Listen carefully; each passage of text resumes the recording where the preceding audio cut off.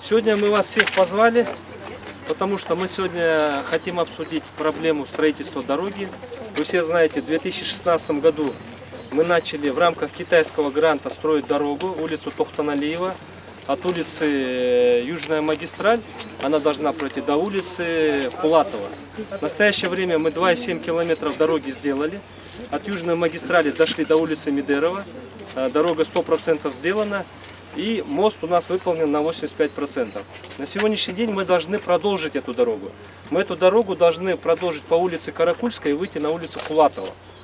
Направо мы должны уйти на улицу Медерова, и мы должны закончить мост, для того, чтобы эта дорога должна начать функционировать. Вы сами знаете, что 2 года дорога находится в закрытом состоянии, вызывает неудобства. Очень много горожан недовольны, то, что мы не заканчиваем дорогу. Это альтернатива дороги Айтматова. Вы на сегодня видите, что улица Айтматова загружена на 100%. Утром, в обед, вечером невозможно ездить. Я вкратце скажу, что вот сейчас мы продолжаем налево улицу Каракульскую. У нас под снос попадает часть участка индивидуального жилого дома.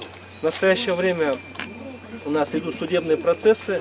Мы первую инстанцию выиграли, межрайонный суд. Вторую инстанцию городского суда мы проиграли. В настоящее время документы находятся в Верховном суде.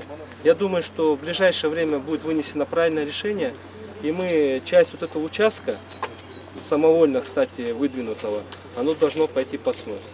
И с левой стороны у нас попадает под снос территория ботанического сада.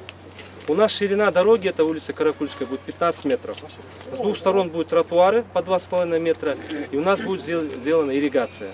Поэтому мы должны зайти вглубь ботанического сада на 15 метров. На сегодняшний день у нас вся проектная документация есть. Данный проект был выполнен в 2016 году. Имеется архитектурно-планировочные условия, имеется согласование проекта, имеется госэкспертиза проекта, имеется согласование со всеми заинтересованными службами, и у нас есть разрешение на строительство. Поэтому мы в рамках реализации проекта развития улично-дорожной сети, мы этот проект в этом году должны реализовывать. Давайте мы сейчас вместе посмотрим, обсудим, какие пути решения, посмотрим нашу документацию, какая у нас есть, и мы должны сегодня прийти к общему мнению. Ну сейчас вот это... мост правильно построен. На дне только готов. Иногда жалеешь,